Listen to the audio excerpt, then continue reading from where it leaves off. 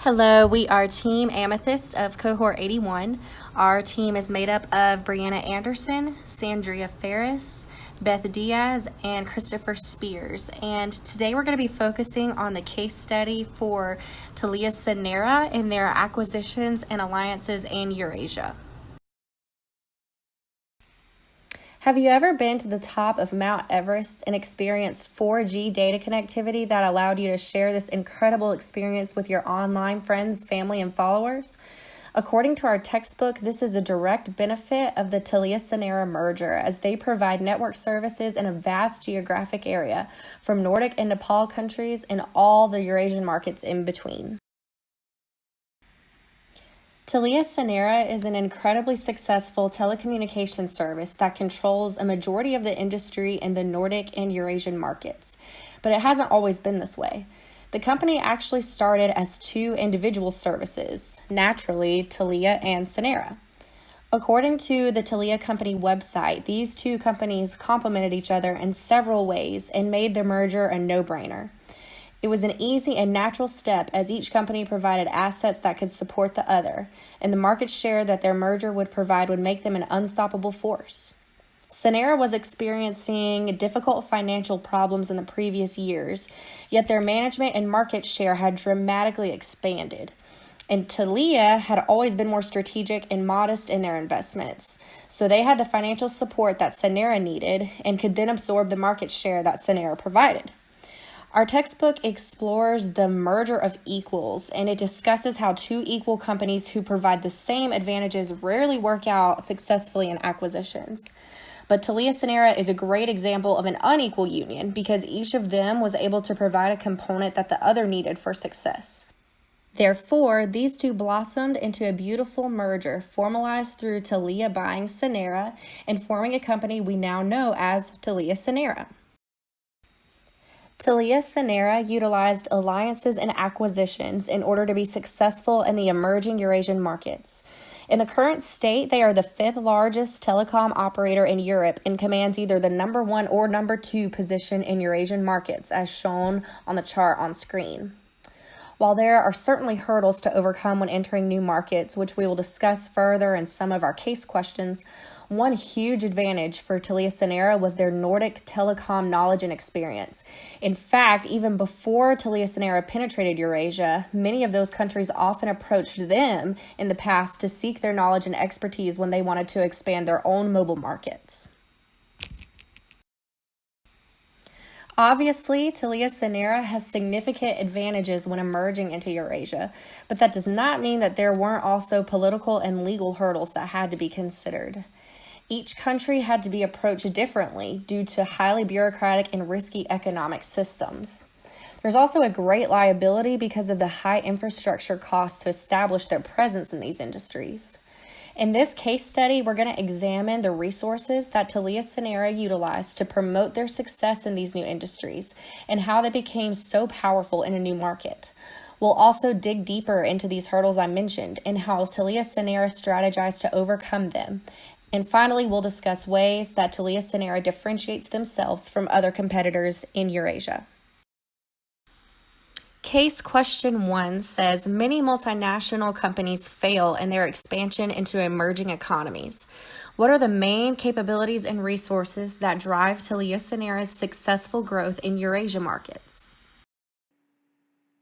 TeliaSonera's main capabilities and resources were its expertise and experience in the field of telecommunications. They had a game plan which combined local strength and local knowledge. They entered into partnerships with alliances with companies in the region. Also, TeliaSonera had a very strong customer understanding, which helped them develop based on customers' needs. This company leveraged its experience in development of communications in Nordic countries of the Eurasian region. The technical knowledge and exceptional customer understanding of the company helped develop operations in difficult areas areas with weak institutional settings, for example, the Soviet Union countries in Eurasia, um, which is often difficult to get to and to develop this kind of technology. TeliSonera's success in its Eurasia expansion lay in utilization of a strong business and government alliances in the region. The key is that TeliSonera understood the opportunities in Eurasia countries for technology companies. Mobile network penetration is lower in these countries and in TeliSonera mature markets, offering a great deal of potential for TeliSonera's mobile operations.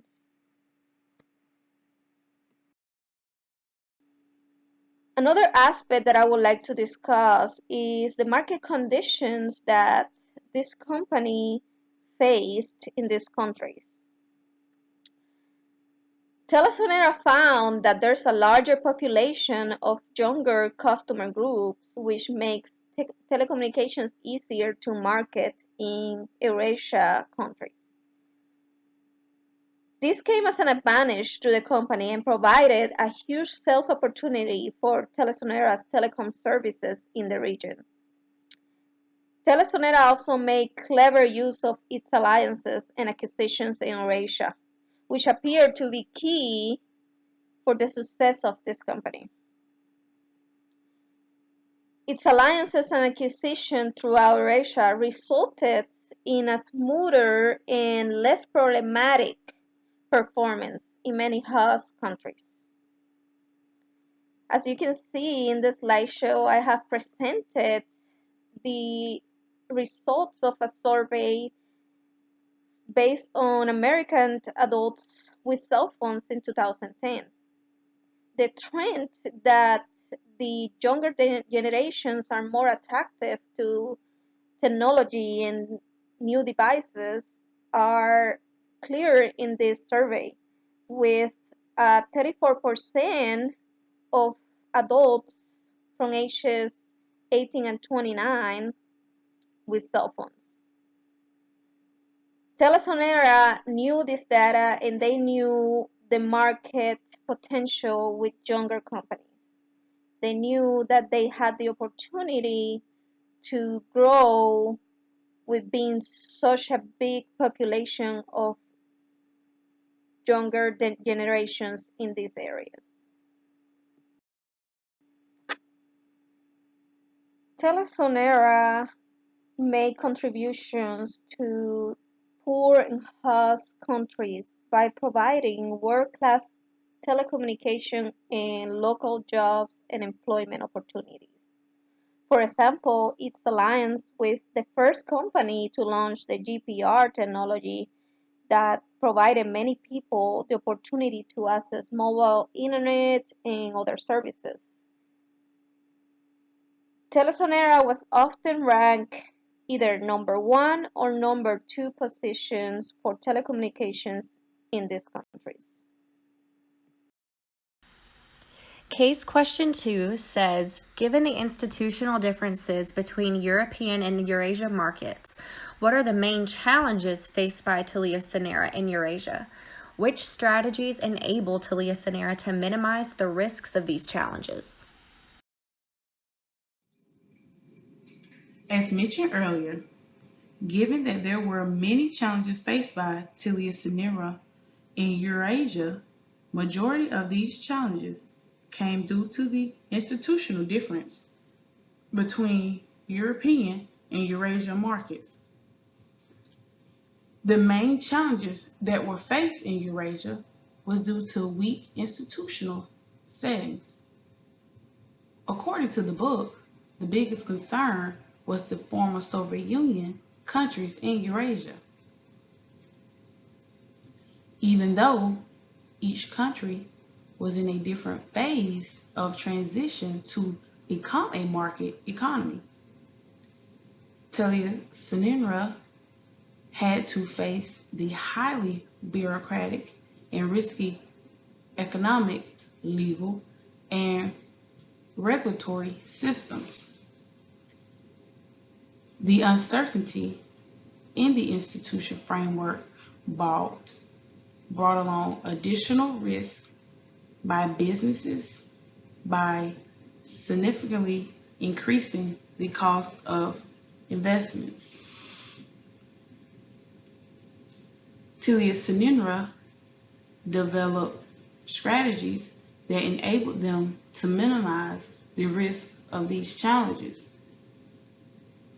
Since fixed landlines were not developed in Eurasia, this in turn made these countries rely more on mobile networks.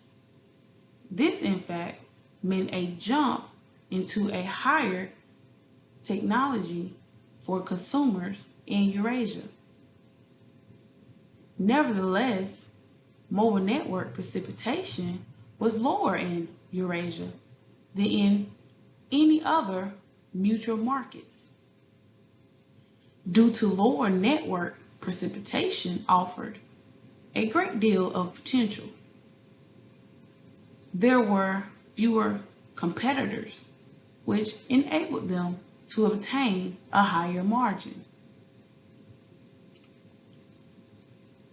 Along with that, there were also an ongoing political and security crisis involving terroristic attacks and union strikes, which negatively affected multinations. TeliaSonera contribute to the efforts to overcome such host country difficulties by offering world-class technologies to this country that was traditionally suffering from poor telecommunications. And by that, they also generated local jobs and employment opportunities for the locals. With these opportunities, the base station, which is also known as cell transmission towers, had also increased. It started at 300 and increased to 1,500 over 3 years. As a result, the percentage of the population covered by the company's mobile networks also increased. It went from 44% to 80%. Another significant contribution were the hiring of local employees. Other than just employing 25 locals, with the expansion of the mobile network, 500 solid jobs for the locals were created in various positions.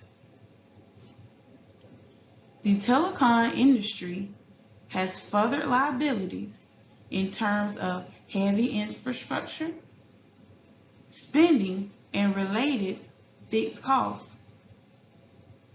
TeliaSonera's success in its Eurasia expansion was highly due to the utilization of strong business and government ties that had been developed in decades throughout its company history in the region. You've heard about the obstacles faced during the merger and the challenges of operating in Europe and Eurasian markets. Now operating in its 16th year after the merger, TeliaSonera has established itself as a Tier 1 network provider, mobile network operator, internet service provider, and leader in fixed line communications. TeliaSonera is Europe's largest and fastest growing wholesale IP backbone and is the 10th largest global mobile group by consolidated customers. In 2014, TeliaSonera estimated revenues in excess of $9.7 billion. The company was listed on Forbes' 2019 Global 2000 list, and considering their three major competitors, Tele2, Vodafone, and Telenor, how does TeliaSonera differ itself from its competitors in Eurasian markets? TeliaSonera's business strategy and competitive advantage. Evaluating TeliaSonera's SWOT analysis, specifically the strengths, the company acknowledges having a strong operational efficiency and over 28,000 in its workforce. It also boasts to having a leading market position with around 150 million mobile customers.